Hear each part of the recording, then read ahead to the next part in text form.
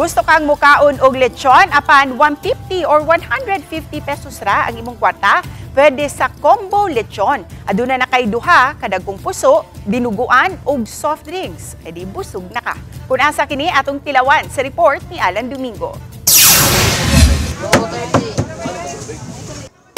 Blockbuster ang combo lechon sa Plaza Susugbo tungod sa budget-friendly nga presyo nini.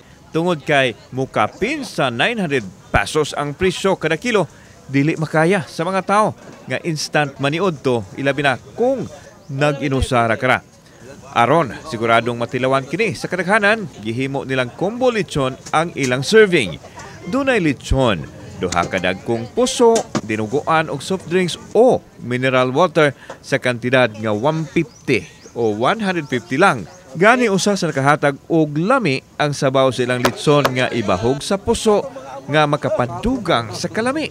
Actually sir, nag-start man mi sa barak sir. So na-notice na mo nga kasagaran students jud ang mga on. So we need to give them kanang swak lang jud kay sa budget. Gihangop usab kini sa mga pumapalit ang combo lechon. Okay, busog kayo. Oh, affordable ra kayo. Katilaw na dag lechon. Lechon nga 150 ra. Okay ra, lami. Makabusog ra gyud. Sulit nga, dako kay puso.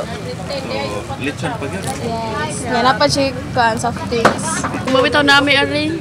Mo nagduduha mi kani gabi na mugmahal kayo. Mohalin sila og duha ngadto sa tulo ka lechon kada adlaw.